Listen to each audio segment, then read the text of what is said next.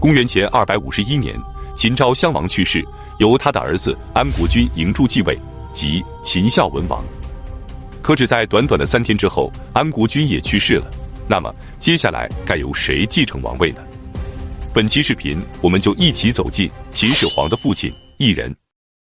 安国君一共有20多个儿子，但没有一个是嫡子，因为他的正夫人华阳夫人一直没有子嗣。按照周朝有嫡立嫡、无嫡立长的继承原则，如果没有嫡子，一般是由庶子中年纪最长且还健在的儿子继承。而异人是排在靠中间的位置，前面还有好几个兄长，继承权怎么也轮不到他的身上。更何况异人的母亲夏姬还是不受安国君宠爱的妃子，就更没希望了。于是很早就把他送到赵国去做人质。战国时期的诸侯国为了表示友好和信任，减少冲突，都会把王室的子孙送到别的诸侯国去做人质。当年芈八子的儿子秦昭襄王就在燕国做过人质，同样异人也被送到了赵国。结果异人到了赵国之后，秦赵两国的关系就一直恶化，不时的就有摩擦发生，导致异人在赵国备受冷落。没有出行的车马，缺少生活所需的财物，生活十分困窘。而就在这个时候，一个商人却看到了机会，他就是吕不韦，一个在邯郸做生意的魏国商人。他知道了异人的情况后，决定进行一次政治投资。他主动找到异人，并说明想法，两人经过多次协商，最后达成意向，成为政治同盟。异人许诺他，如果能让他当上太子和秦王，他将以分国作为答谢，秦国的土地他和吕不韦共享。于是吕不韦就开始了前期投资和运作。他首先拿出500金送给异人，作为日常生活的开支和结交宾客的资金。异人拿着这笔巨资后，就开始广交宾客，扩大自己的影响力和名声。吕不韦安顿好异人后，又拿出500金购买了许多的珍奇玩物，去秦国游说。他拜见了华阳夫人以及他的弟弟杨全军，把带来的东西都送给了他们。顺便就提到了异人，夸赞异人聪明贤能，在邯郸结交了很多的诸侯宾客，大家对他评价都非常高。而且还经常听异人说，他把华阳夫人就当成是自己的亲生母亲一样尊重，日夜哭泣思念夫人。华阳夫人听后非常高兴。吕不韦又趁机找到华阳夫人的弟弟，让他借机劝说华阳夫人，让把异人认作他的养子。华阳夫人很高兴的就答应了，并且还不停的在安国君面前夸奖异人有才能。接着他又哭着说，他非常遗憾自己没有儿子，如果能把异人收为养子，让他做了继承人，那么日后他也能有个依靠。一来二去的，安国君也就答应了。就这样，异人就成为了正夫人的养子，也就顺理成章的成为了嫡子，是太子的合法接班人。随后安国君和华阳夫人还赐送给异人一份厚礼，并请吕不韦当他的老师。从此异人的名声在诸侯间就迅速的扩大了。可正在异人和吕不韦得意的时候，秦赵双方却发生了更大规模的冲突。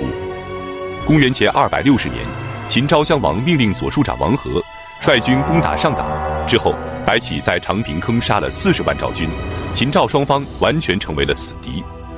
在这种情况下，异人在邯郸就成为了赵国人泄愤的对象。平原君赵胜让他站到街上，让赵国的男女老少往他身上吐唾沫。异人毫无办法，苦闷无比。同样，吕不韦也很苦闷，继续这样下去，稍有差池，他倾家荡产的投资就要毁于一旦了。有一天，吕不韦在家里宴请异人，并让他的小妾出来跳个舞，助助兴，消解下烦闷。结果却把异人看得如痴如醉，过后还请求吕不韦把这个小妾赐给他。吕不韦已经是倾家荡产的进行这场政治投资了，不能因为一个女人因小失大，于是就答应了。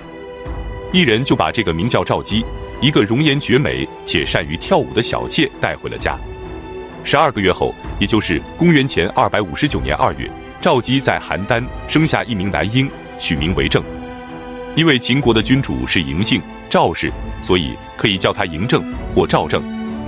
异人非常高兴，立即将赵姬立为夫人。可就在嬴政9个月大的时候，也就是259年10月底，秦昭襄王任命武大夫王陵为主将，率军攻打赵国，直取赵国的都城邯郸。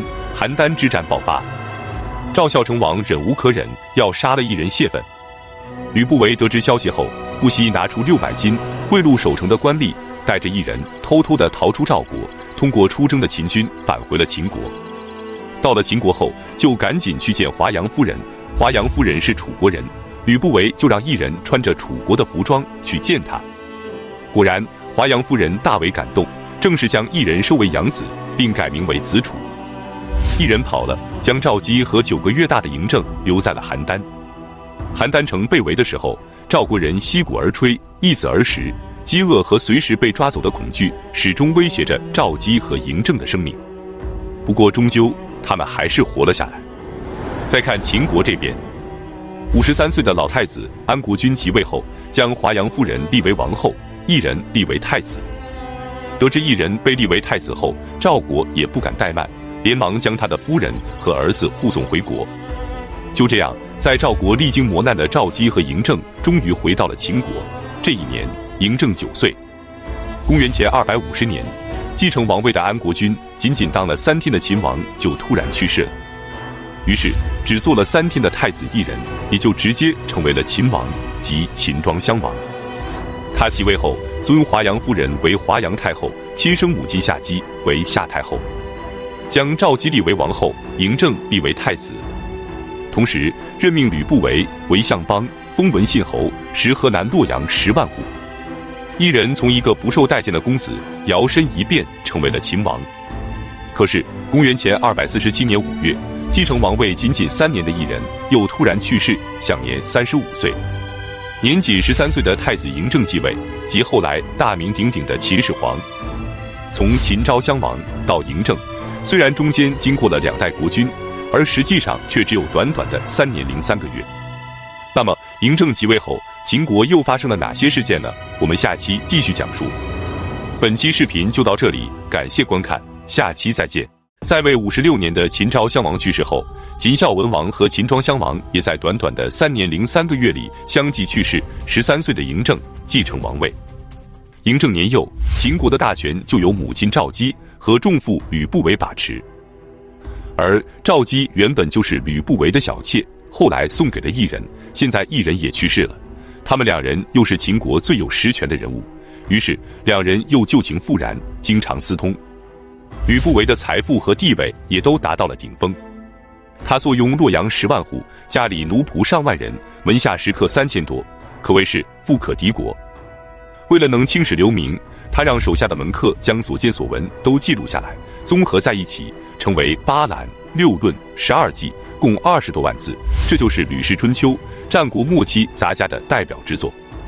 他把书的内容直接公布于咸阳的城门旁，让诸侯各国的游士宾客们阅览，并提出若有人能增加或删减1个字，就奖励1000金，这就是1字1000金的来历。此时吕不韦的名和利都达到了顶峰，可心的苦恼也出现了。看着嬴政一天天的长大，很快就要亲政了。他和赵姬的私情一旦被嬴政知道，肯定不会放过他，那他前半生的所有努力就都白费了。可要是现在就突然和太后断绝了关系，太后也不会让他好过。正在他绞尽脑汁、左右为难的时候，他门下的舍人李斯悄悄地给他推荐了一个人，此人名叫嫪毐。据《史记·吕不韦列传》记载，嫪毐本是一个市井小民，但他有一项绝技是无人能及的，就是他有个异于常人的阴具。他可以用阴具穿过桐木车的车轮，推着车轮绕庭院狂奔而不坠。吕不韦把他收为自己的门客，然后让人偷偷地把嫪毐的这项能力告诉给太后。太后听后果然动了心思，吕不韦就赶紧安排。他先找人故意诬告嫪毐犯法，经审理，嫪毐按罪当施行宫刑。然后吕不韦买通施行的人，只是给他拔掉了胡须，直接送到宫里充当宦官，侍奉太后。太后体验过之后非常满意，完全不能自拔，日夜恩宠嫪毐。他们2人都高兴了，吕不韦也可以全身而退了，皆大欢喜。但后面所发生的事却是吕不韦没有想到的。一方面，赵姬和嫪毐玩得有点过火，守寡多年的太后居然怀孕了。为了瞒天过海，赵姬假装找人卜了一卦，说他需要搬出去住一段时间，要不然会有大灾降临。征得嬴政的同意后，便带着嫪毐搬到了雍帝的宫殿中居住。另一方面，嫪毐长期受太后的恩宠，权势越来越大。嫪毐被封为长信侯，得到了山阳作为封地，后宫的大小事务也都由他来决定。之后又把河西的太原郡也封给了他，还更名为嫪毐国。渐渐的，就连朝廷大事也让嫪毐来做决策。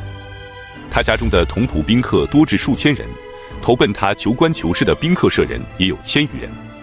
他专权国事，拉拢官员，形成可以和吕不韦相抗衡的一股政治势力愈发的骄横。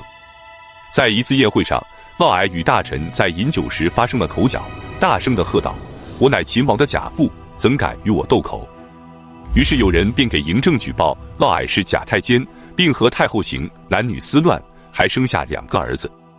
更重要的是，他还和太后密谋，等嬴政死后就让他们俩的儿子继位。嬴政知道后气愤不已，下令彻查此事。公元前238年，嬴政在雍城的齐年宫举行冠礼。嫪毐担心自己的罪行败露，就和自己的党羽密谋，盗取了太后的玉玺，调动县族和宫卫士族，发动了政变，史称齐年宫之变。嬴政早有准备，命令昌平君和昌文君率领军队平息叛乱。嫪毐的叛军与秦军在咸阳交战，嫪毐兵败逃亡。嬴政下令，生擒嫪毐者赏钱100万，找到嫪毐尸体者赏钱50万。没过多久，嫪毐就被逮捕了。最终，嫪毐被五马分尸，灭3族。赵姬则被关进雍城的富阳宫里软禁。嫪毐与赵姬所生的2个儿子被装进麻袋里，活活摔死。至此，嫪毐之乱彻底结束。嫪毐死了，可这件事吕不韦也逃脱不了干系。公元前237年，嬴政免去了吕不韦相邦的职务，并遣出京城，让他前往封地洛阳居住。可吕不韦到了洛阳后，宾客使者依然络绎不绝，就算不在朝堂，依然可以左右秦国的决策。嬴政非常生气，让他立即搬往蜀地。吕不韦也清楚，无论他走到哪里，都会有宾客登门，就算他去了蜀地，也依然不会打消秦王的猜忌之心。此时唯有一死，才能让秦王彻底放心。于是吕不韦饮鸩而死。他从魏国的一个商人成长为秦国的丞相，完成了自己人生的逆袭之路。也因为他的功劳，才把千古一帝的嬴政送上了王位。而此刻，他也完成了自己的使命，大秦帝国的强盛也有他的一份功劳。本期视频就到这里，感谢观看，下期再见。韩国的水利专家郑国为什么要给秦国修一条灌溉水渠呢？耗费10年、数十万民夫修建的郑国渠到底是一项什么样的工程？它在哪里？对秦国又有什么影响呢？本期视频我们就一起走进郑国渠。讲郑国渠之前，要先提一个人，就是李斯。李斯是楚国上蔡人，他年轻时做过掌管文书的小吏，后来拜荀子为师。荀子的思想接近语法家的主张，也是研究治理国家的学问。学成之后，他经过对各国情况的分析和比较，决定到秦国去寻求机会。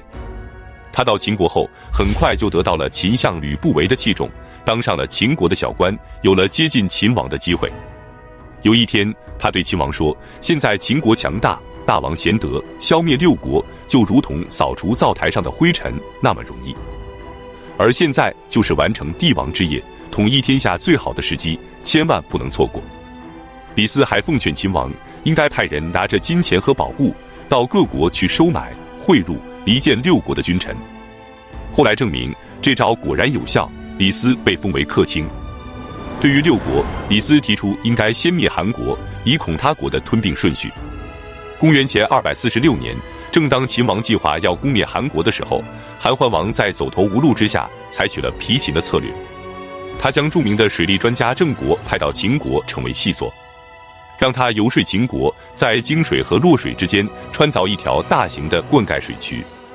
表面上是为了发展秦国的农业，其真实目的则是要耗竭秦国的实力，又使秦国把人力和物力都消耗在水利建设上，这样秦国就无力进行东伐，韩国就有了喘息的机会。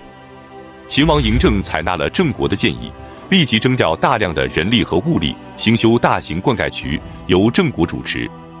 可正在施工的时候，韩国派间谍皮秦的阴谋败露了。秦王大怒，要杀了郑国。郑国不卑不亢地对秦王说：“当初的确是韩王派我来当细作的，但是如果水渠能够修成，对于韩国来说，只不过是多延缓了几年的寿命，而对于秦国，那可是建立了万世之功啊。”秦王听后觉得深以为然，决定支持郑国，就让他继续主持修建水渠。可后来，东方各国也都纷纷地效仿韩国，派细作到秦国来做客卿。大臣们就对秦王说，其他国家过来的人都是为了他们自己国家的利益到秦国来搞破坏的，恳请大王下令驱逐一切来客。于是秦王就下了逐客令，包括李斯在内的其他6国人都要被驱逐出境。李斯给秦王写了一封信，劝谏秦王，这就是著名的谏逐客书。他说，秦穆公求贤人，从西戎请来游鱼，从楚国请来百里奚，从宋国迎来蹇叔，从晋国迎来丕豹和公孙支。因为任用了他们，使秦国能兼并20国，称霸西戎。秦孝公重用魏国来的商鞅，实行变法，使秦国富强，打败了楚国和魏国，扩地千里。秦惠文王重用魏国人张仪，打破了6国的合纵抗秦，迫使各国臣服于秦国。秦昭襄王得到范雎，削弱了贵戚力量，加强了王权，蚕食诸侯，使秦国成就帝业。这4代秦王都任用客卿，他们对秦国也做出了巨大的贡献。如果这4位君王也下逐客令，秦国就没有富丽之实，也没有强大之名。秦王嬴政明辨是非，果断地采纳了李斯的建议，立即取消了逐客令，并重用李斯，封他为廷尉。再来看郑国修的灌溉渠。渭河从关中平原穿过，注入黄河。泾河流经今天的长武、滨州、泾阳，在高陵的陈家滩注入渭河。由于泾河在汛期时含泥沙量大，河水变得浑浊，在注入渭河时，2道河水一清一浊，色泽界限鲜明，因此泾渭分明这个成语就是这么来的。在泾河和洛河之间是东西数百里、南北数十里的平原，而这片平原却是泽鲁之地，无法耕种。郑国就是要从泾河引一条渠流经这片区域，注入到洛河。这里西北高，东南低，郑国就充分利用了这个地形，修一条干渠。干渠东起中山，西到户口，中山和户口后来分别称为仲山和谷口，都在泾阳县西北，隔着泾水，东西相望。干渠沿着北面山脚向东伸展，自然地将干渠分布在了灌溉区的最高地带。郑国又在谷口修建石堰坝，抬高水位，拦截泾水入渠。这不仅能最大限度地控制灌溉面积，而且还能形成自流灌溉系统。渠的主干线沿北山南麓自西向东伸展，流经今天的泾阳、三原、富平、蒲城等县，最后在蒲城县晋城村南注入洛河。干渠总长近300华里，沿途又拦腰截断了沿山的河流，将野水、清水、浊水、石川水等收入渠中，以加大水量。在关中平原北部构成了密如蛛网的灌溉系统，使高旱区域的关中平原得到了灌溉。郑国渠修成后，极大地改变了关中平原的农业生产面貌，用含泥沙量较大的泾水进行灌溉，增加了土质肥力，将泽鲁之地变成了良田，农业迅速地发达了起来。据《史记·河渠书》记载，郑国渠修成后，将之前的泽鲁之地变为耕地达4万公顷，换算成今天的亩数是110万亩。每一亩能收粮食达1中，换算成今天的公斤数是每亩100公斤，比其他地区的土地提升了6倍之多，使关中变成了沃野之地。而韩国皮秦自保的阴谋却适得其反。这项巨大的灌溉工程浇灌出了秦国的万顷良田，还把盐碱地变成了沃土，在农田灌溉技术上是一个伟大的创举，也为秦国灭韩以及灭其他5国都提供了巨大的经济保障。为了肯定郑国的功绩，水渠修成后，秦王嬴政就将水渠以郑国的名字命名，称为郑国渠。本期视频就到这里，感谢观看，下期再见。公元前238年，22岁的秦王嬴政在故都雍城举行了成人加冕仪式。同年，他除掉了吕不韦和嫪毐，真正开始执掌大权。同时也开启了秦灭六国的步伐。本期视频，我们就一起走进秦灭六国的第一国——韩国。其实，嬴政第一个想灭的并不是韩国，而是赵国。其中一个原因是和他9岁之前在赵国所受的苦难有关。公元前236年，乘着赵国与燕国大战之际，秦国兵分2路进攻赵国。一路由王翦率领攻占赵国的燕羽和辽阳，另一路由桓乙和杨端和率领攻占邺城和安阳等9座城邑。赵军大败。公元前234年，秦王任命桓乙为将，率军进攻平阳和武城，斩杀赵国大将护哲，斩首10万，大败赵军。公元前233年，桓乙再次率军越过太行山，占领赤利和宜安，进攻赵国的腹地，直逼赵国的都城邯郸。赵王坚急忙命令正在北部防范匈奴的边防名将李牧为主将，率领边防军主力迅速南下，与邯郸派出的赵军会合，共同抗击秦军，由李牧统领。李牧率领赵军到达宜安附近，他分析形势后，采取筑垒固守、伺机反攻的策略，拒不出战，与秦军展开对峙。而秦军是长途奔袭来攻打赵国的，持久战对秦军是不利的。于是桓乙做出战术调整，他率领主力进攻肥下，其目的是诱使赵军走出固垒回援。一旦赵军脱离营垒，秦军就可以在运动中将其歼灭。可作为战国4大名将之一的李牧，如此小儿科的诱敌战术就显得有点捉襟见肘了。他早已洞悉其中的奥秘，并做出对应部署。面对秦军的战术，他依然按兵不动，也不去救援肥下。等到秦军的主力离开，大本营兵力空虚的时候，他立即率领赵军主力进攻秦军的大本营。多日来，赵军一直采取守势，拒不出战。秦军以为赵军绝不会主动出击，也就放松了警惕。等到赵军全军出击的时候，秦军毫无抵抗之力，留守的全部秦军以及大量的粮草辎重都被赵军俘获。而这只是第一步。依据李牧的判断，桓乙在得知秦军大营被偷袭后，肯定会率军回救。于是他安排一部分兵力等候在秦军回救的路上正面阻击，然后将剩余主力兵分2路，埋伏于两边的侧翼。等到双方兵力在正面接触后，他立即指挥埋伏于两翼的主力对秦军发起前行攻击。此一战，秦军大败。而秦军主将桓乙的结局则至今都有争议。在《史记》中关于他的去向并没有明确的记载，《战国策》中则记载他兵败后被李牧所杀。杨宽在《战国史》中则认为桓乙就是樊无机，兵败后他逃往了燕国，后来荆轲刺秦王时，给秦王所带的樊无机的人头事实上是桓乙的。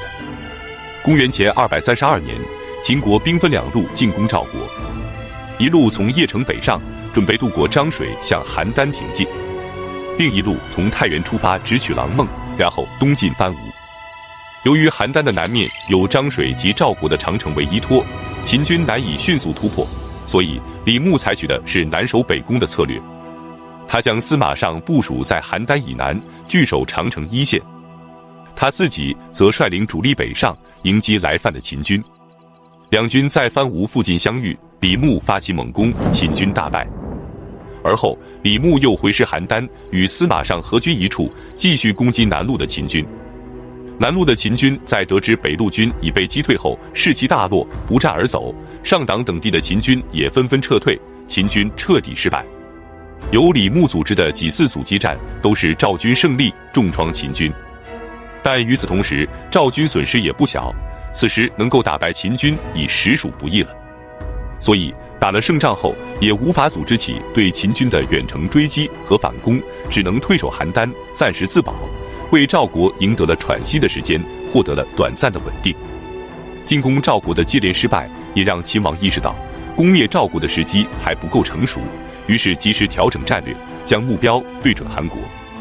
韩国其实早已意识到会被秦国攻灭，也做过一些挣扎。上期我们讲到，韩王先是派遣水利专家郑国，以皮秦为目的，给秦国修建了郑国渠，但结果却适得其反，不仅没有拖垮秦国，反而让秦国变得更加强大。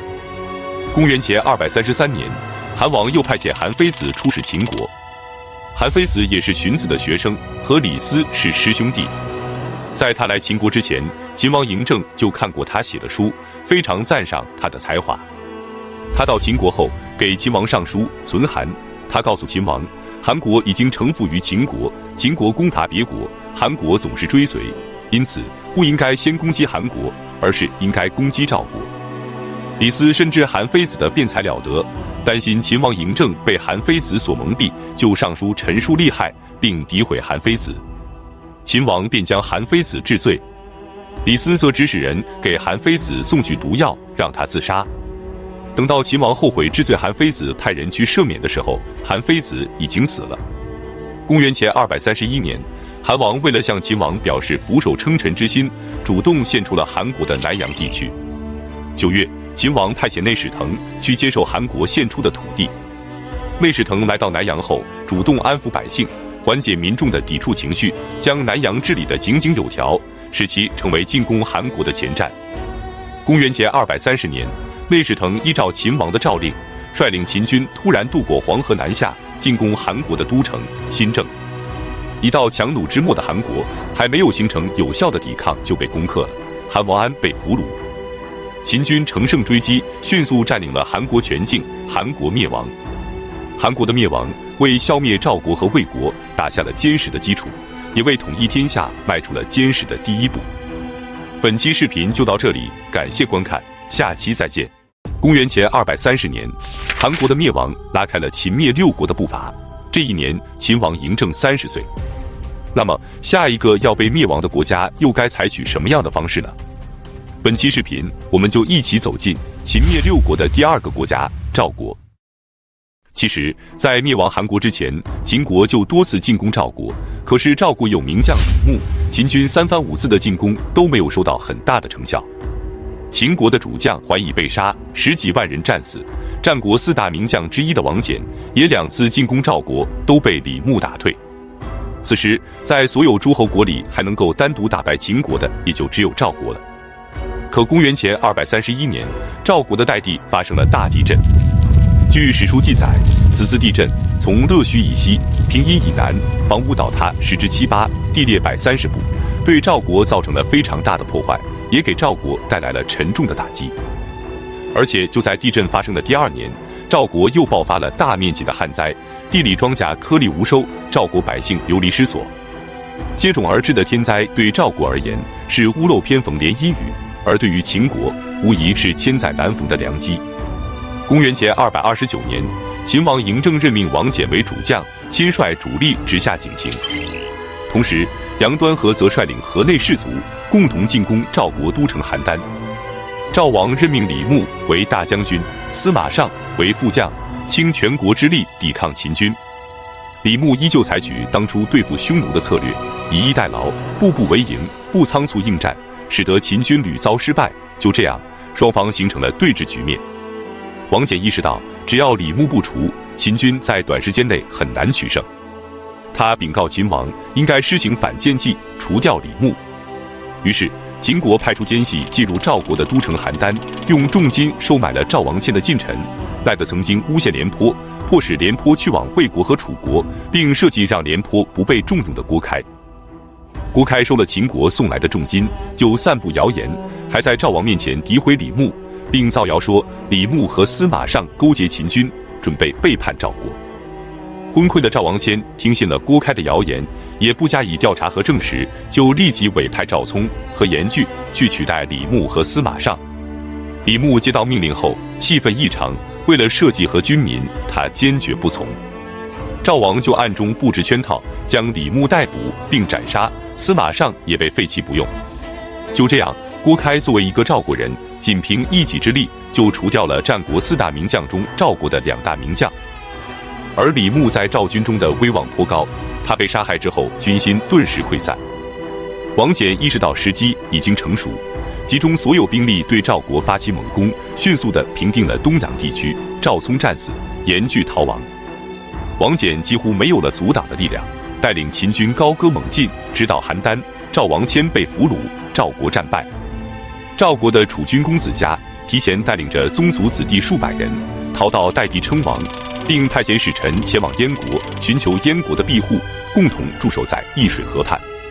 除此之外，赵国领土都被秦国吞并，将其设置为秦国的邯郸郡。公元前222年，王翦的儿子王贲率领秦军彻底消灭了在燕国盘旋的赵国势力，俘虏了公子嘉。至此，赵国彻底灭亡。本期视频就到这里，感谢观看，下期再见。赵国灭亡之后，秦国的疆土就直接与燕国接壤了。公元前226年冬，王翦率领秦军攻陷了蓟城，燕王喜则率领精兵突围，退守辽东。具体的战争情况，我们后面讲到燕国的时候再细讲。总之，燕国距离灭亡也就一步之遥了。于是，秦军调转方向，准备进攻魏国。本期视频，我们就一起走进秦灭六国的第3个国家——魏国。秦军攻占了蓟城之后，王翦就将大军驻扎在中山一带，这里向北可攻燕国，向东可攻齐国，向南可攻魏国和楚国。同时，王翦的儿子王贲则率领秦军进攻楚国的北部地区，并迅速地占领了20余座城池，给楚国一定的打击，其目的就是为了攻打魏国的时候，使楚国不敢轻举妄动。那么，攻打魏国又需要用什么样的战术呢？如果单论实力，击败魏国基本是没有悬念的。可魏国要是坚决抵抗，那么秦军也势必会有非常大的伤亡。于是，秦国再次使用此前屡试不爽的离间计。此次离间的对象是魏国的安陵君魏咎。魏咎的封地在安陵，安陵是联系魏国西部与大梁城的纽带。如果能将安陵城纳入秦国版图，那么魏国西部的赵陵、襄城、鲁阳、昆阳等地就都将成为飞地，不受大梁城的管控。这无异于就是折断了魏国的一只臂膀。于是秦国就派出使臣与安陵君商议，秦国愿意用500里的封地来交换安陵城，这个面积相当于安陵城的10倍有余，条件是非常诱人的。可安陵君却丝毫不为所动。见商议不行，秦国就派出5万人的军队抵达安陵城下进行军事施压。安陵君还是毫不妥协，并率领城内的数千魏军修筑工事，决心与安陵城共存亡。秦国见离间不行，那就只能硬打。公元前225年，王贲从燕国和赵国就地抽调10万大军，再加上前期已经抵达安陵城的5万秦军，共计15万人，号称50万，进攻魏国。魏国也知道秦军定会攻打大梁城，提前派出主力大军到北方去防御秦军南下。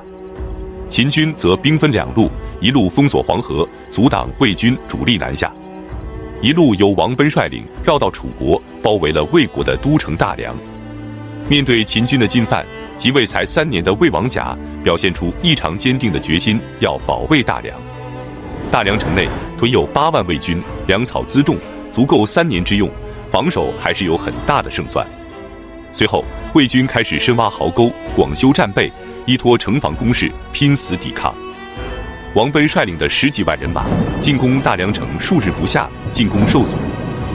于是他派出军中使臣进入大梁城中进行谈判。可令人震惊的事情发生了，秦国使臣竟然被魏军在城楼上当众斩杀，人头挂在旗杆上示众。王贲见魏王软硬不吃，一面向秦王上书要求增兵，一面研究大梁城的地形。大梁城城防坚固，两面环水，一面是黄河，一面是汴河。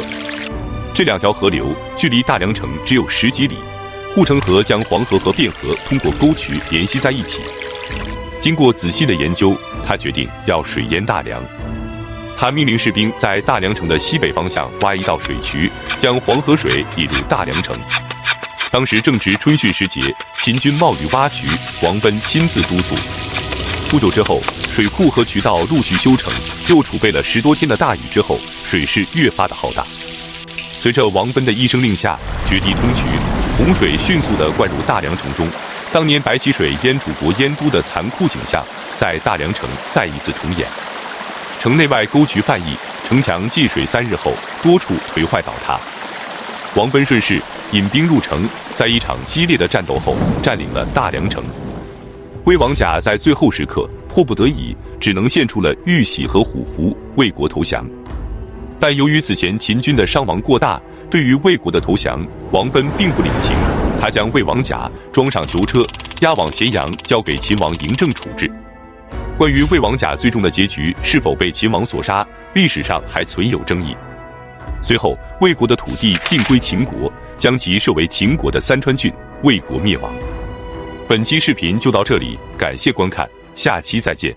从公元前230年到公元前225年的5年时间里，韩赵魏三家已被秦国所灭，燕国也只剩下最后一口气。此时还能阻止秦国东扩的，也就只剩下楚国了。本期视频，我们就一起走进秦灭六国的第4国——楚国。楚国是一个底蕴深厚、地大物博、人口众多的国家，所以对于攻灭楚国，嬴政还是很谨慎的。他先是询问王翦，要想攻灭楚国需要多少兵力。王翦的回答是非60万不可，这就意味着秦国要用倾国之兵攻打楚国。嬴政有些犹豫，于是他又叫来李信询问。李信回答说只需要20万足矣，这个回答让嬴政很满意。公元前225年，李信和蒙武率领20万秦军进攻楚国，王翦则以年老为由，向秦王申请告老还乡。秦军兵分2路向楚国挺进，一路由李信率领进攻平舆，一路由蒙武率领攻打秦。2路大军连战连捷，进展非常顺利，连下数城。随后，李信在攻破燕郢之后，与蒙武在城附会师。再看楚国这边，面对亡国之危，楚王立即任命项燕为主将，迎战秦军。而项燕不愧是西楚霸王项羽的祖辈，打仗有勇有谋。面对李信一路高歌东进，他却并不着急出击，只是选择尾随李信，追了整整3天3夜，然后趁着李信轻敌，突然发起攻击，秦军大败。此一战，秦军7个都尉战死，伤亡数万秦军。李信则只率领残部逃回了秦国。面对李信的失败，嬴政顿时醒悟，楚国虽弱，毕竟地大物博，不是可以轻易灭亡的，想要灭楚，还是非王翦莫属。于是他亲自前往王翦的老家平阳，请王翦出马。王翦说，大王如果还是让我去灭楚，我的条件就是非60万大军不可。嬴政这次答应了他的要求。公元前224年，王翦和蒙武率领60万大军再次伐楚。秦王亲自到坝上送行，王翦则趁机请求秦王赏赐给他田地和房产。秦王说，将军就要带兵出征，去打仗立功了，还害怕将来得不到财富吗？王翦则回答，我要趁大王还器重我的时候，为子孙们多谋取一些家业。秦王大笑应许，王翦这才率领大军出征。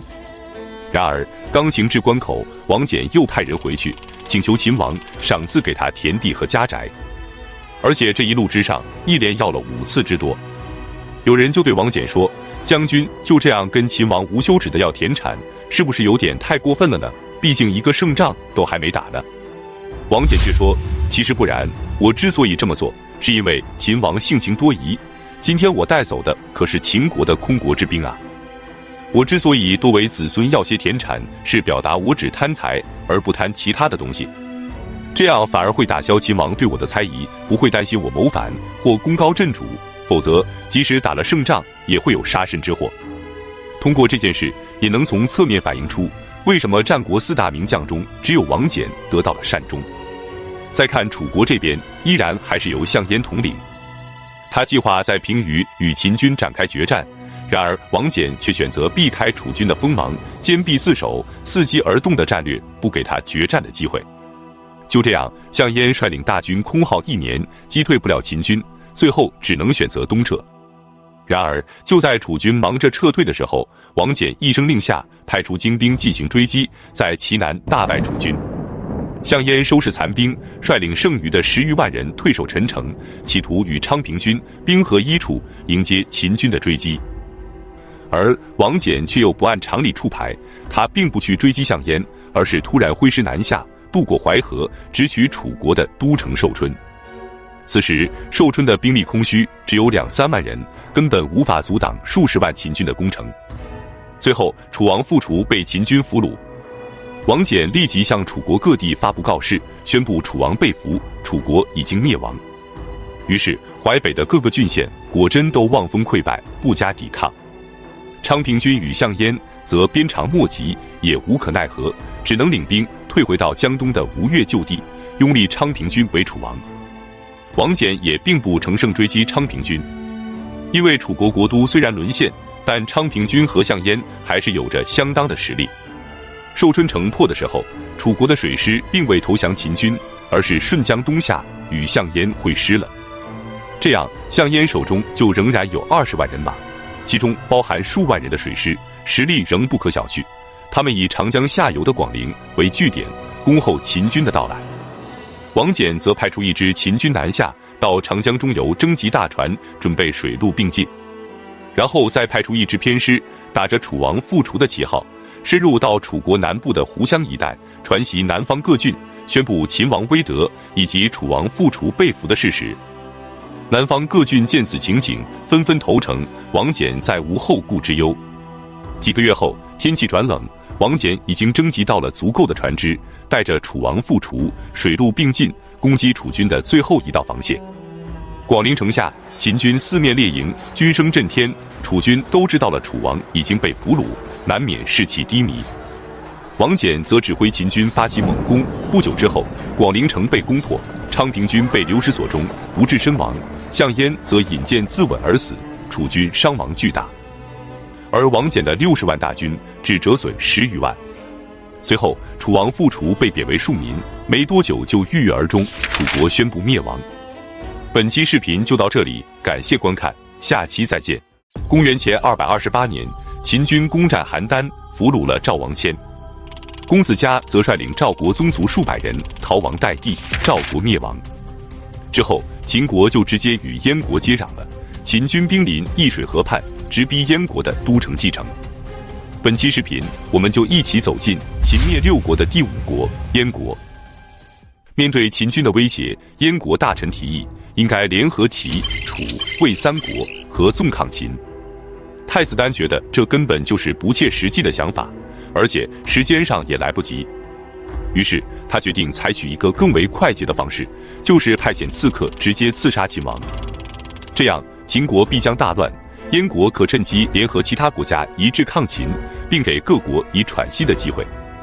他通过田光的引荐，结识了著名的侠士荆轲。荆轲则边走边唱：风萧萧兮易水寒，壮士一去兮不复还。汤壶学兮入乔宫，仰天呼气兮成白虹。声音如此悲切，在场的人听后无不伤感垂泪。随后，荆轲拉着秦舞阳一起跳上车，义无反顾地前往秦国的都城咸阳。到了咸阳后，荆轲给秦王的宠臣蒙嘉送了厚礼。蒙嘉给秦王进言说，燕王被大王的威严震慑，愿意举国为秦国的内臣，特意派遣荆轲给秦国送上樊於期的首级和燕国的督抗地图。秦王听后非常高兴，安排了重大的礼节，并在咸阳的宫殿中接见燕国使者荆轲。荆轲捧着装有樊於期头颅的盒子，秦舞阳端着装有地图的木匣，二人一步一步走上秦国朝堂的台阶。秦舞阳见到秦国朝堂威严的阵势，不由得浑身发抖，脸色苍白。荆轲只得对秦王说，秦舞阳乃北方蛮夷粗野之人，从来没有见过如此大的场面，未免有些害怕，请大王谅解。嬴政也不计较，让秦舞阳把地图给荆轲，由荆轲一个人拿上去。荆轲从秦舞阳手里接过地图，捧着木匣上去，献给秦王。秦王打开木匣，果然是樊於期的头颅。荆轲又拿出地图，慢慢打开，直到图穷匕现，他右手迅速拿起匕首，左手抓住嬴政的袖子。秦王大惊，赶紧起身挣脱荆轲，袖子被扯断，他想拔出佩剑，但剑太长，一时间拔不出来。荆轲已经扑向秦王，秦王只能绕着柱子逃避。一时间，大臣们都没反应过来，有一个侍医叫夏无且，急中生智，拿起手里的药袋子，对准荆轲扔了过去。这时，一边的大臣也对秦王喊道：“王复剑，王复剑！”提醒嬴政将剑鞘背到背上，剑就能拔出来了。秦王抓住刚才下无且制造的机会，连忙将剑背负于背上，拔出长剑，斩断了荆轲的左骨。荆轲因伤栽倒在地，然后勉强坐起，将匕首投向秦王，没有击中。侍从的武士们赶上殿来，结果了荆轲的性命。秦舞阳也被武士砍杀于朝堂的台阶下，这场刺杀总算是有惊无险的过去了。事后，秦王大怒，他命令王翦立即攻打燕国。太子丹率兵抵抗，无奈并非秦军的对手。公元前226年，秦军攻破燕国的都城蓟，燕王喜和太子丹率众逃往辽东。秦王命李信率军追击，捉拿太子丹。此时，燕王喜听从了公子嘉的计策，杀死自己的儿子太子丹，并将太子丹的人头献给秦国求和，这才暂缓了燕国的危局。之后，秦军便暂时放弃攻打辽东，转而向南攻打魏国和楚国。魏国和楚国相继被灭亡。公元前222年，嬴政命令王贲率军攻打辽东。秦军先是攻入代地，公子嘉被俘虏后自杀，赵国的最后一股力量被消灭。随后，秦军攻入辽东，燕王喜被俘虏，燕国灭亡。本期视频就到这里，感谢观看，下期再见。截止到公元前221年，山东6国里已经有5个国家都被秦所灭，只剩下一个齐国还在苟延残喘。本期视频，我们就一起走进秦灭6国的最后一国——齐国。齐国的君主是齐王建，归姓田氏。他刚继位时，由他的母亲摄政，他母亲去世后，便任命自己的舅舅后胜担任相国。然而，齐王建本人昏庸无能，后胜又是一个贪财无厌之徒。秦国多年来就一直用重金贿赂后胜，后胜也就终日的规劝齐王建臣服于秦国，导致齐国朝野上下毫无斗志。所有齐国的宾客来到秦国，秦国都会给予大量的金钱和物品，所以这些宾客回国后就都充当秦国的间谍，说着符合秦国利益的辩诈之词。秦国在攻灭其他5国的时候，齐王建听信后胜的建议，不但不去救援5国，而且秦国每灭一国，齐国都会派遣使者入秦，对秦王表示祝贺。直到秦国攻灭了5国，只剩下齐国一家的时候，齐王建才感觉到了秦国的威胁。他慌忙调动20万主力进驻高唐，抵御秦军，并断绝了与秦国的一切往来。高唐是齐国的5都之一，是当初齐国防御赵国的重要战略要地，城防相当完备。附近还有另一个5都之一的平陆，两地之间可以相互驰援，可以说是固若金汤的城防布局。公元前221年，秦王嬴政以齐国拒绝秦国使者访齐为由，命令蒙恬和任嚣起兵30万攻打齐国。蒙恬进驻高唐对岸的灵丘，这里渡河器具和粮草物资都很充沛，而且是进攻齐国的最短路线。然而从春天一直打到盛夏，秦军数次渡河均告失败，与齐军对峙3个多月，毫无进展。此时，王贲刚刚平定了辽东的燕地和代郡的赵地残余势力，留有数万兵马驻守北方，他自己则回到了咸阳待命。为了帮助蒙恬打开缺口，秦王令王贲再次赶赴燕赵旧地，统领5万人马南下，渡过黄河，威胁齐国的都城临淄。王贲得令后，立即抵达燕赵旧地，召集人马，统兵南下，长驱直入，渡过济水，兵临临淄城下。临淄是战国时期的超级大城，有人口50万，守军近10万。因为常年很少发生战争，临淄得到了几十年的大发展，粮草堆积如山，车马载于通衢，弦管响入云霄，繁华更胜于昔日。而王贲进攻临淄的军队还不及5万，要想攻破临淄城，基本是不可能的。此时，齐王建有2个选择：第一，兵分2路抵御秦军，短期内是完全可以坚守的；第二，可以从高唐调来一支军队，和临淄的守军会合，利用绝对的人数优势，先将王贲的军队歼灭，到时候蒙恬军也必然不战而退。然而，齐王建却选择了第3种，原因是秦王嬴政见久攻不下，就派遣宾客陈池进入临淄城去诱骗齐王建。他对齐王许诺，只要肯投降秦国，秦国便赐给他500里的封地，让他安度晚年。后胜也积极地劝说齐王建不要再徒劳抵抗秦军了，还是带着军队投降秦国吧。于是齐王建听从了他们的建议，开城投降。随后王贲就杀了后胜，并将齐王建囚禁起来，等待秦王发落。嬴政则将齐王建安置在边远的贡地，居住在一处荒僻的松树和柏树之间，也不给他提供食物。最终齐王建活活地被饿死在这片树林之中，齐国灭亡。秦国在此设置了齐郡和琅琊郡，嬴政统一了全国。本期视频就到这里，感谢观看，下期再见。从远古时期一直到秦灭六国，长江以南的沿海地区都属于百越之地，这里所居住的原住民部落被先秦的中原人称之为越人，因为越与越通用，所以也被称为越人。因为其支系部落众多，所以统称为百越。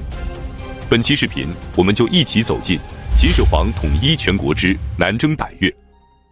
百越部落大体可分为瓯越、闽越、南越、西瓯、洛越等几个部分。其中瓯越部落居住在今天浙江南部的瓯江流域，以温州一带为中心。闽越部落的势力范围以今天福建的福州为中心。南越部落则分布于今天广东的南部、北部和西部地区。西瓯部落分布于今天的广西一带。洛越部落分布于广西南部和越南北部。百越部落所居住的地区气候温和，雨水充沛，物产丰富，幅员辽阔，但由于被山川五岭所阻隔，远离中原。秦灭六国之后，秦王嬴政就把百越之地作为统一的目标。公元前219年，秦王任命屠睢为主将，赵佗为副将，率军50万征讨百越。针对百越地区各部落居住分散的特点，秦军采取多路分兵进军，遇有大敌再合兵攻击的战略方针。于是秦军兵分5路进攻百越。第一路从今天的江西向东进发，攻取瓯越和闽越。第二路从今天的南昌出发，越过大庾岭进入广东北部。第三路从今天的长沙出发，越过祁田岭直抵番禺。第四路从蒙主岭进入今天的贺县。第五路越过越城岭进入今天的桂林。其中第一路秦军进展非常顺利，在当年就攻下并平定了瓯越和闽越地区，并在此设置了闽中郡。而其他4路秦军则遇到了非常大的困难。尽管百越地区的土著人数少，武器落后，但抵抗意志却非常高，致使战争非常的激烈。到公元前218年，秦军进攻缓慢且死伤巨大，主将屠睢变得情绪暴躁，开始滥杀无辜，更加导致当地人的极大愤慨和奋起反抗。秦军进攻百越的4路大军共有40万人，虽然在兵力上占有绝对优势，但是战争的过程却令秦军感到了前所未有的压力。尽管在战前，秦军就考虑到了粮道的问题，也意识到南方的炎热气候对于北方秦军会不适应，但秦军到了岭南后才发现，战场环境的恶劣以及百越军的顽强还是超乎想象。据史书记载，以西瓯部落为主力的百越军抵抗异常顽强。欧洛军在首领义豫宋的率领下，与秦军进行了凶悍惨烈的激战，致使秦军节节受挫，损兵折将。义豫宋战死后，他们马上又选出新的首领桀郡，随后全线退入山地丛林，与秦军继续作战。欧洛军甚至不惜隐匿深山，与野兽为伍，也不投降秦军，并且还不断地对秦军进行偷袭，切断秦军粮道。秦军的主将屠睢向秦王汇报，秦军粮道被切断，粮草供应出现了很大的问题。于是秦王下令征调大量民工开凿灵渠，这样就可以使长江上的船只从湘江进入灵渠，再入漓江，然后从桂江南下，可以从西江东行抵达番禺，或者从浔江西行而抵固山和临潼，使水道纵横的岭南无所不通，确保了秦军的粮草运输。这不仅是当时军事上的一项重大战略措施，同时也加强了岭南与内地的联系，打破了岭南与岭北的闭塞局面，为今后促进岭南的开发起到了极其重要的作用。公元前218年，欧洛军在新首领桀郡的率领下，对秦军发起反攻，秦军大败。据《淮南子》记载，秦兵俘尸流血达数十万。秦军主将屠睢也在今天广西中部一带，在一次西欧军的夜袭中战死。此时40万的秦军伤亡已经接近30万，剩余的10多万秦军全部退守到广西东部边界。欧罗军的伤亡也同样十分惨重，也没有力量继续发动进攻，双方形成了对峙局面，而这一对峙就是34年。公元前214年，灵渠粮道已全面开通，后勤补给有了保障。秦王再次召集10万兵力与百越剩余的秦军会合，任命任嚣为主将，赵佗为副将，再次进军百越。这次进攻，秦王征集曾经逃亡在外的犯人、入赘到戚家的男子以及商人随军出征。秦军每占领一个地区，便将部分移民留驻于此，这不仅使秦军有了较为稳定的后方，同时也使秦军在伤亡后有人力得以补充，而且大批的商人在岭南经营，也为军队的粮饷补给创造了条件。在此条件下，秦军凭借着丰厚的粮草和精良的武器，在百越战场上开始了大规模的征伐。大军所到之处，兵锋凌厉，势如破竹，迅速地击溃了西欧部落的反抗力量，占领了今天广西等地的西欧部落。随后，任嚣和赵佗又挥戈南下，乘胜追击，一举击溃了洛越部落，占领了今天越南中部和北部的洛越地区。至此，秦王朝从公元前219年发动的南征百越战争，终于在公元前214年，以秦军彻底征服百越部落的胜利而宣告结束。秦军占领岭南后，在此设立了桂林郡、象郡和南海郡，并在此建立郡县制，有组织地从中原大量地向岭南移民。至此，百越之地第一次纳入了秦王朝的版图，使其正式成为了汉民族大家庭的一员。南征百越也是秦始皇统一全国的重要组成部分，奠定了中国统一多民族国家的基本格局。本期视频就到这里，感谢观看，下期再见。公元前215年，秦始皇在巡视北方边境的时候，在燕地有一个名叫卢生的方士，给秦始皇进献图书说：“亡秦者胡也。”于是秦始皇回到咸阳后，便派遣将军蒙恬发兵30万北击匈奴。本期视频，我们就一起走进秦始皇北击匈奴及万里长城。匈奴是居住在我国北方的游牧民族之一，长期以来，他们一直活动于阴山以北、贝加尔湖以南的广大地区。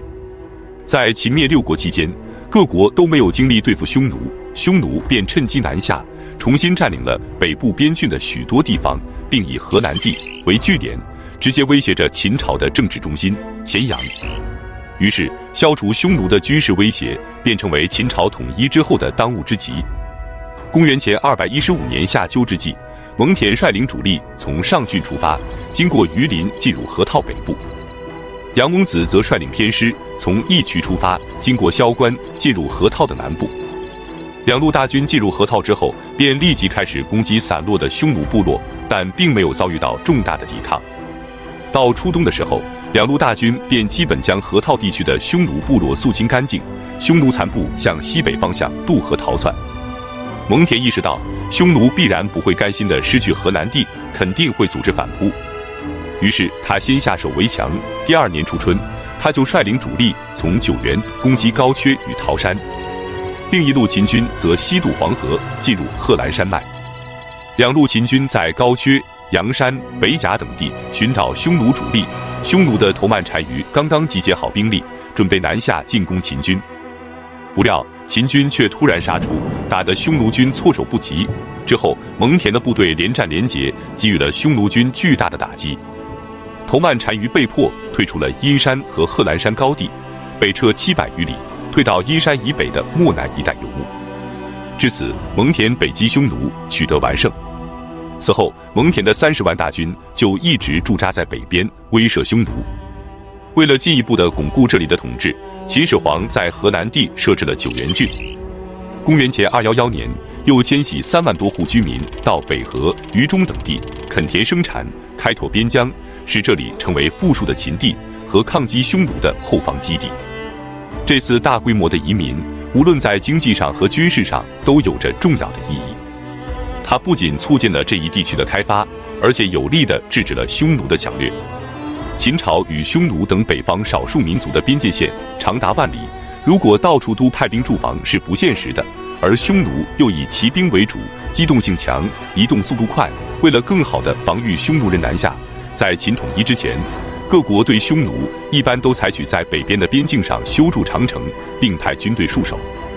公元前213年，秦始皇下令将过去秦、赵、燕三国的长城连接起来，修筑一条从临洮一直到辽东碣石的万里长城。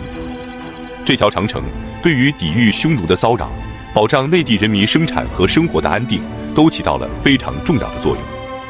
同时，为了防范匈奴，加快行军速度和粮草输送的便利，公元前212年，秦始皇又命令蒙恬率30万大军，用了2年半的时间，修筑了南起咸阳的军事要地云阳临光宫到九原郡的秦直道。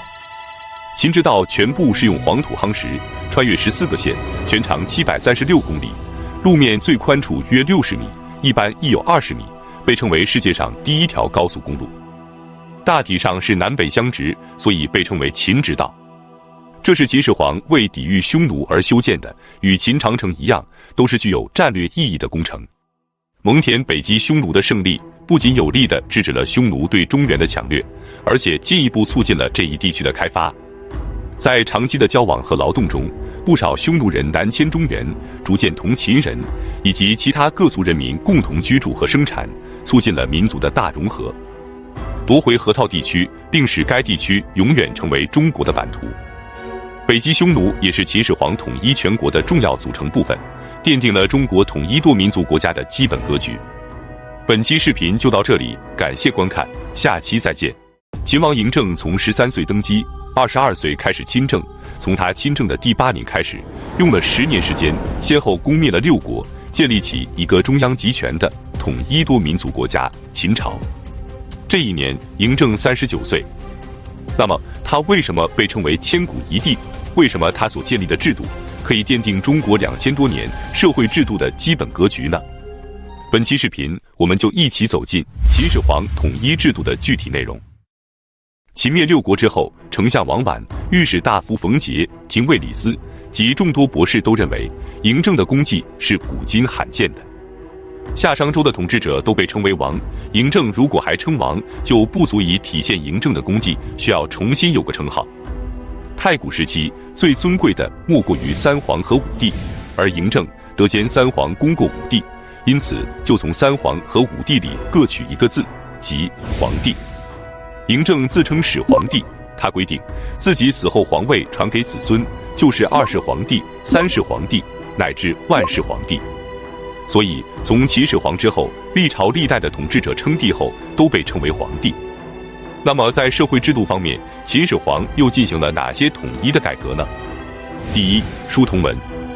在秦统一6国之前，各诸侯国都使用自己的文字，这严重阻碍了政令的推行和各地之间的文化交流。于是秦始皇下令对各国原来使用的文字进行整理，规定全部以秦小篆为统一书体，并命令李斯、赵高、胡无敬分别用小篆编写了《仓颉篇》《爱礼篇》《博学篇》，以此作为标准的文字范本，在全国推广。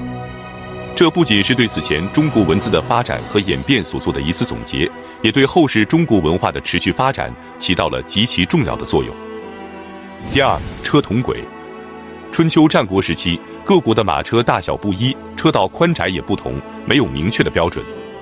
以前的马车是在车辙中行走的，车辙是被车轮压出的路槽，马车在车辙中行走，不仅速度快，还可以最大程度地减轻气候对道路运输的影响。现在的考古学家在秦朝的一些重要关隘和枢纽上，还能发现车辙存在的历史印记。因此，各国车辆大小不同，就很难在同一条路上行走。更为重要的是，秦始皇还要下一盘大棋。从统一6国后的第2年开始，秦始皇就下令修建以咸阳为中心，通往全国各地的驰道。这样，齐国的盐、赵国的铁、巴蜀的粮食、楚国的铜都可以被快速的运送。这不但是经济上的进步，更是秦朝政治力量的体现。于是，秦始皇下令将全国所有车辆的轮距一律改为6尺，这样全国的道路网就可以畅通无阻了。第三，统一度量衡。度是用来计算长短距离的器具，量是测定容积的器皿，衡则是测量物体轻重的工具。战国时期，各诸侯国都有自己的度量衡制度，秦统一后，不同的制度就严重阻碍了税收以及国家经济的发展。于是，秦始皇便以秦国原有的度量衡为标准，在商鞅曾经颁布的标准器上加刻统一诏书，制成统一的标准器发布全国。只要与标准器不同的度量衡都一律被禁止使用。第四，统一币制。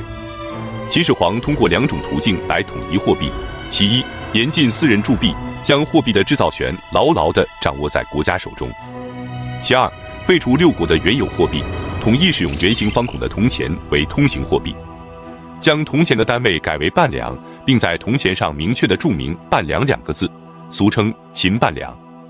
这种钱币的形式对后世的影响也非常大，很多封建王朝的铜钱形式都跟秦半两极为相似。第五，统一施行郡县制。从商鞅开始，秦国就一直实行郡县制，而其他6国还是沿用周朝的分封制。统一6国之后，大臣们对于继续实行郡县制还是分封制有很大的分歧。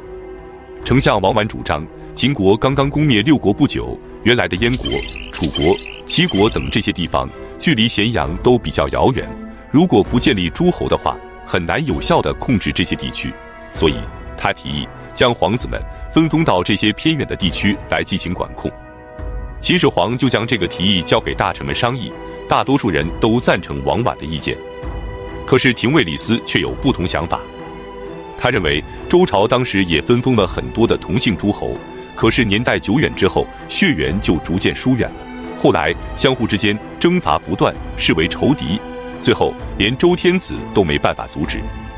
如今国内一致，全都建立了郡县制，是完全可以控制的，不会致使全国纷争。而如果分封诸侯去管理这些地方，反而不利于统治。至于皇子和功臣们，完全可以用赋税来进行赏赐和供养。最终，秦始皇采用了李斯的建议，继续实行郡县制，将全国分为36个郡，之后又陆续的增加到41个郡。同时，在政治体制上实行3公9卿制，丞相是政府最高行政长官，太尉是最高军政长官，御史大夫负责监察百官。3公之下设有9卿，共同组成朝廷的中央政权。地方的行政机构则分为郡和县2级，郡县的主要官吏都由朝廷进行任免。在县之下再设有乡、亭、里等基层管理机构。至此，秦朝的基本社会制度得以确立，而且对后世影响深远。他所建立的统一制度，为此后2500余年的中国大一统历史格局奠定了坚实的基础。可以说，没有秦始皇，就没有中国的大一统。本期视频就到这里，感谢观看，下期再见。秦始皇为什么要焚书坑儒？焚的是哪些书？坑的又是些什么人呢？本期视频，我们就一起走进秦始皇焚书坑儒。在郡县制实行的8年之后，也就是公元前213年，这一年秦始皇46岁，他在咸阳宫举行了盛大的宫廷酒会，邀请了70位博士参加。博士是秦朝的一种官职。然而在宴会上，关于郡县制和分封制到底哪个好，又发生了一场争论。起先是仆射周清晨对秦始皇大加颂扬，秦始皇很高兴。紧接着，公子扶苏的老师，原来齐国的大儒淳于越就发表了自己的看法。他说，商朝和周朝之所以能够传承1000年，就是因为采取了分封制，将大量的子弟、贵族、功臣分封为诸侯，共同辅佐王室。现如今，陛下虽然拥有天下，但子弟却没有尺寸之地。万一出现了像3家分晋和田氏代齐这样的事情，该怎么办呢？我就没有听说过处事不效法古人而能长治久安的。刚才周清晨还当面奉承陛下，来加重陛下的过失，不是忠臣所为。丞相李斯则反驳说，就算是武帝时期的制度，也不是完全相同的，时代不同，治国方法就要有所不同。如今天下已经安定，法令就应该由陛下决定，百姓就努力耕种，读书人就好好学习法令。然而现在的读书人不学当今，而效法古人，以此来否定当今，祸乱民众。听到皇帝的诏命就议论纷纷，如果这种局面不禁止，那么军威就会从上往下降，朋党也会在下边形成。于是他恳请皇帝下令，除了秦国史官写的秦记之外，其他各国的史书全部烧毁。不是博士官职务所需要的民间的诗书、诸子百家的著作，全部送到当地官府烧毁。有敢相互谈论《诗经》或《书经》的，立即处决并暴尸于众；有敢以古非今的，与其亲属一起处死。官吏要是知情不报的，同罪处罚。颁布命令后的30天之内，没有按照规定焚书的，处以情刑，发配边关，夜驻长城，骤侦敌情。但是关于医药、占卜、农学的书不用销毁。如果有想学法令的，只能以官吏为老师。之后，秦始皇接受了李斯的建议，下令开始焚书。于是，全国各地都点燃起了焚书之火，焚烧那些刻写在木简和竹简上的古代书籍，使中国的文化事业遭受了一次重大的浩劫。这就是焚书的过程。那么，坑儒又是怎么回事呢？秦始皇在晚年的时候迷恋上了长生不老。他听说海上有蓬莱、方丈、瀛洲3岛是神仙居住的地方，那里有不死之药，服用后就可以长生不老。于是卢生、韩忠、徐福、侯生等这些方士就得到了秦始皇的资助，去寻找仙药。然而就在焚书的第2年，卢生和侯生在一起商议，说皇帝要的长生不老药，我们已经找了这么多年也没有找到，如果还是找不到的话，皇帝肯定要处罚我们。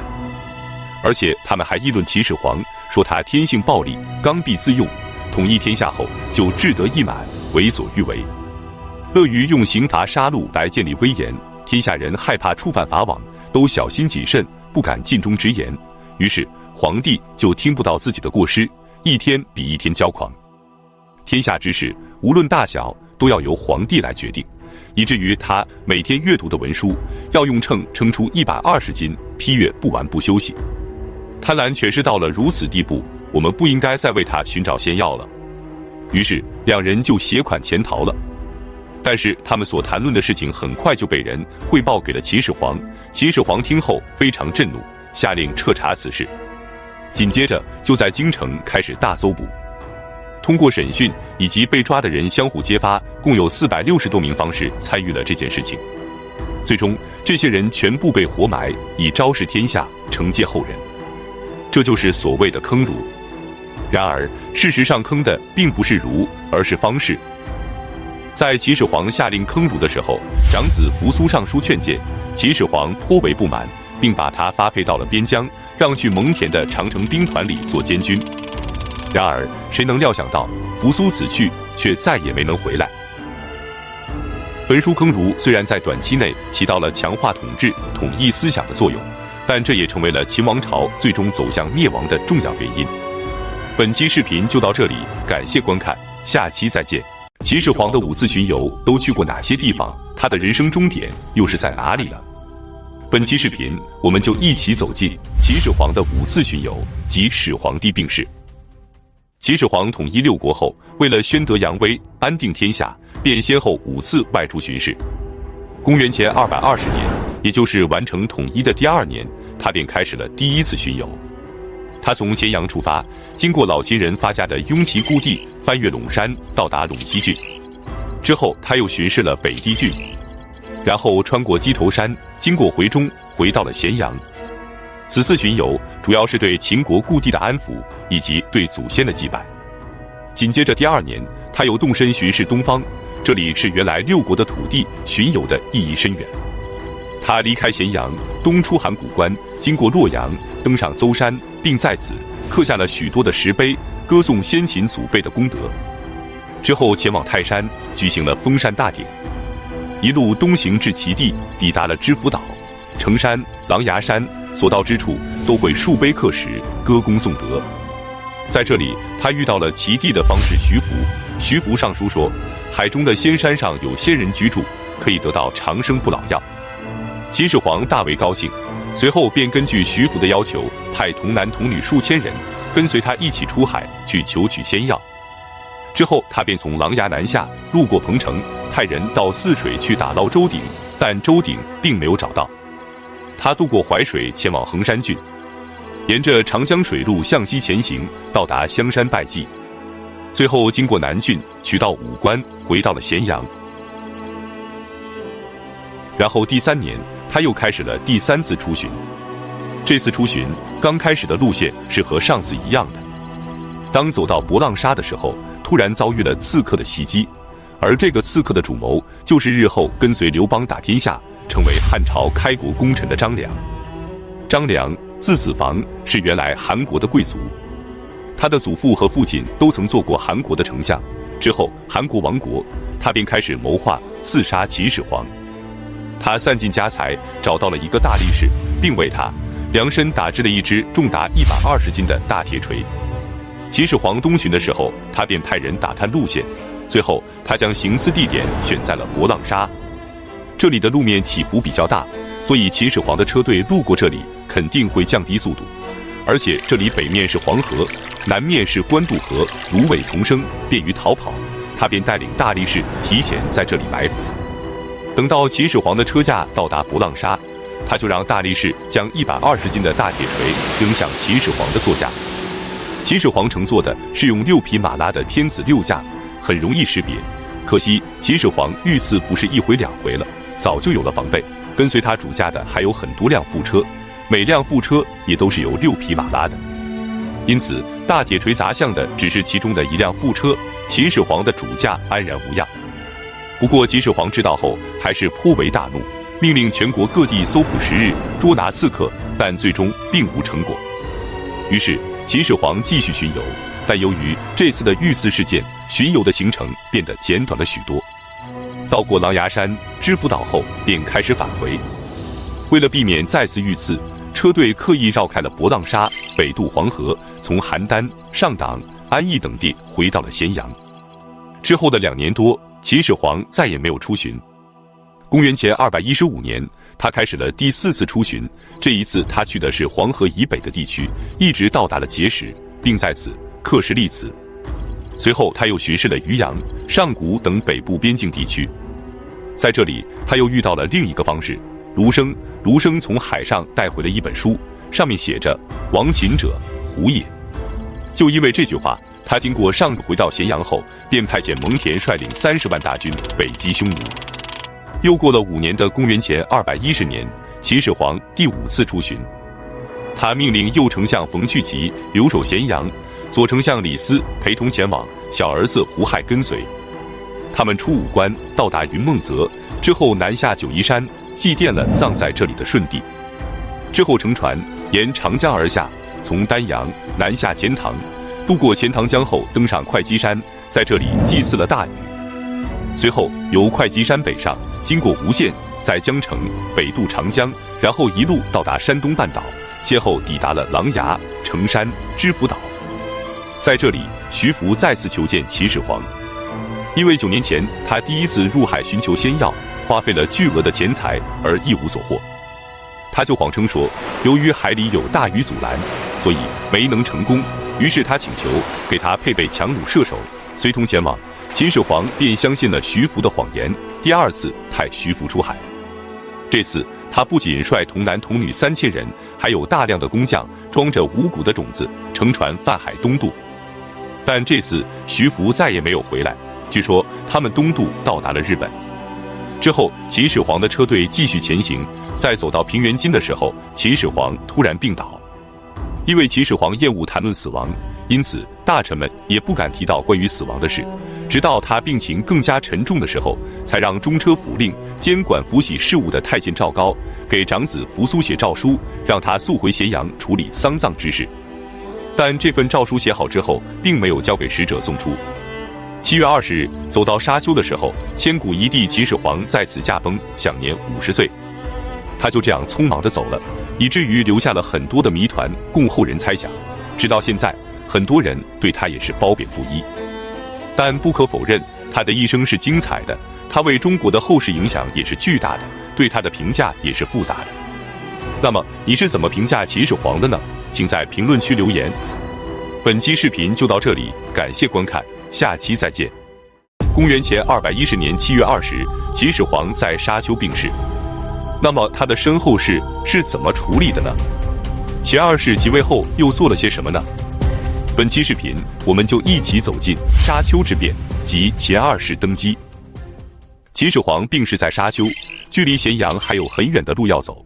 李斯担心，一旦公布了秦始皇的死讯，时间久了恐怕会引发天下大乱，便和赵高商议，密不发丧，等回到咸阳再行公布。在这期间，赵高便劝说李斯，不如篡改诏书，让胡亥继位，但遭到了李斯的反对。赵高就问李斯，无论是在才能、所建立的功勋，还是谋略，以及获取扶苏的信任，你觉得哪一条你能比得上蒙恬？李斯回答说，那我都比不上。赵高便说，那么既然如此，只要扶苏即位，必定会重用蒙恬，你自己的结局还不够显而易见吗？李斯再三权衡之后，便答应了赵高，一起谋划立胡亥为太子。随后他们又用秦始皇的名义给扶苏写了一份诏书，指责他多年来不仅不能开疆拓土，还使大量的士卒伤亡，并且还多次上书诽谤父皇，经常抱怨不能返回咸阳当太子。因此扶苏是个不孝之子，赐给宝剑让其自裁。而蒙恬不但不纠正扶苏的过失，还一起参与扶苏的图谋，也为臣不忠，让其把兵权交给副将王离后，也自行了断。接到诏书后，蒙恬觉得不太正常，可能有诈，就让扶苏写奏折再确认一下。但在使者的多次催促下，扶苏最终选择了自裁。蒙恬不肯就范，使者便将他交给官吏治罪，囚禁在扬州，并让李斯的舍人担任护军，然后回报李斯和赵高。胡亥听说扶苏已死，就想将蒙恬给释放了。而此时蒙毅也代替秦始皇外出祈祷山川神灵回来了。赵高就一再地劝说胡亥不能放过蒙氏兄弟，于是蒙毅也被逮捕了，囚禁在代郡。秦始皇的车队按照之前的既定路线继续行进，为了不让尸体腐烂，将他放在能调节冷暖的粮车中，由最信任的宦官在车内陪乘。每天还是按时上餐，百官奏报的事务也和过去一样，由宦官从车里接手和批复。至于秦始皇的死讯，只有胡亥、赵高、李斯以及5-6个信任的宦官知道。秦始皇的车队穿过井陉，去往九原郡。当时正值酷暑，从装载秦始皇遗体的粮车里不停地散发出恶臭。为了掩盖这种味道，李斯便指示随从官员购买了1担的鲍鱼，装入车中，混入车队，借鱼的腥味混淆腐尸的气味。之后秦始皇的车队便从秦直道抵达咸阳。回到咸阳后，李斯便发布了秦始皇去世的消息，并且宣布了胡亥继承皇位的诏书，胡亥顺利继位，即2世皇帝。胡亥继位后，便开始了对兄弟姐妹的大清洗。在咸阳的事上，一次就将12个兄弟集体砍头，枪血喷射，触目惊心。之后又在渡游的刑场上，将6个兄弟和10个姐妹活活地碾死，血肉狼藉，惨不忍睹。公子姜驴和其他2个兄弟实在编不出什么罪名，就把他们囚禁在内宫，让赵高逼他们自尽。公子高见兄弟姐妹们都已经惨遭毒手，自己也难免一死，就上书秦2世，说他愿意为父皇在骊山脚下陪葬。秦2世便高兴地批准了他的请求，并且还赏赐了10万钱，让他去骊山殉葬。至此，秦2世的所有兄弟姐妹都已被诛杀殆尽。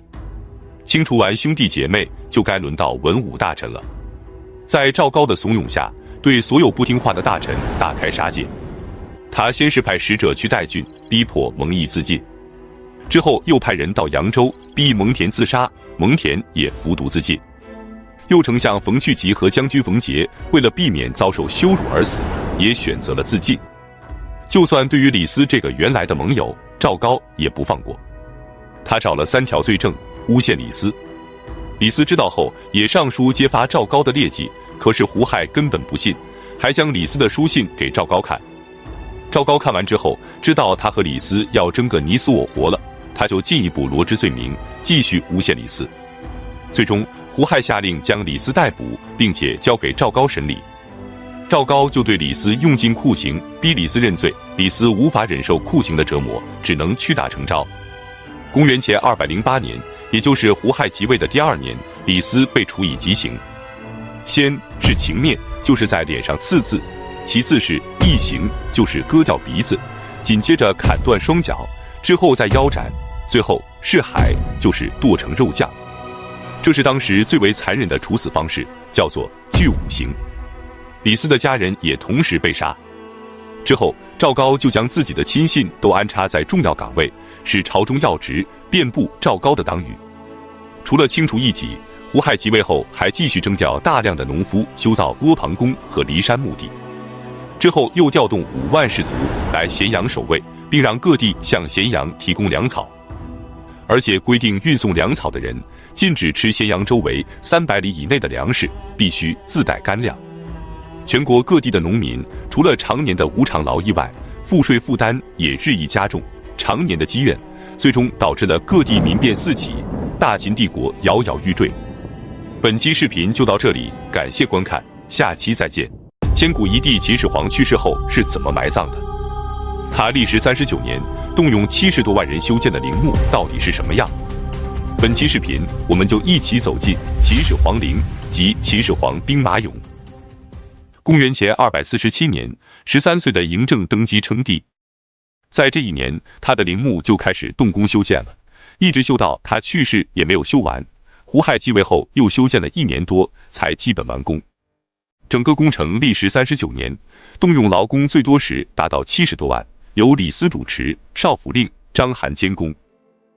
秦始皇陵的南面依靠骊山，北面与渭水相邻，东侧有一道人工改造的鱼池水。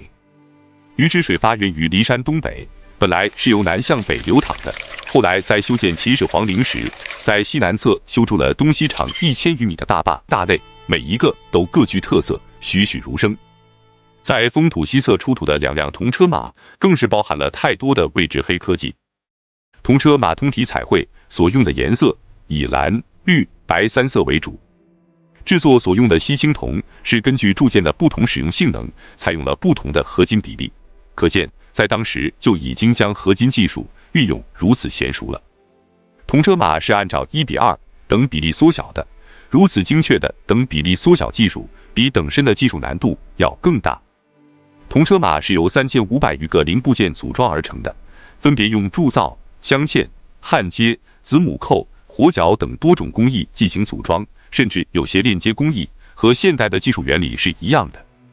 例如，马嘴上的锁链就和我们今天表带的衔接原理类似。马头上的项圈是由82个小金块和78个小银块焊接而成的，金的熔点是1064摄氏度，银的熔点是960摄氏度。不知道当时的人是怎么进行熔炼的，而且用显微镜观察发现，金和银之间的焊点只有头发丝那么细。还有马的璎珞、骑手身上衣服的褶皱，这些技术很难想象是2000多年前的人制作出来的。铜车马的伞盖是一体成型的，直径达1.2米，而厚度仅有1到4毫米。可见秦朝人的工艺技术已经达到了怎样的高度。除了已经发掘的兵马俑陪葬坑之外，未发掘的还有大大小小400多个陪葬坑。另外还有刑徒墓地、珍奇异兽、石料加工遗址以及地上建筑群遗址等。秦始皇陵是世界上规模最大、结构最奇特、内涵最丰富的帝王陵墓之一。它充分表现了2000多年前中国古代劳动人民的艺术才能，是中华民族的骄傲和宝贵财富。本期视频就到这里，感谢观看，下期再见。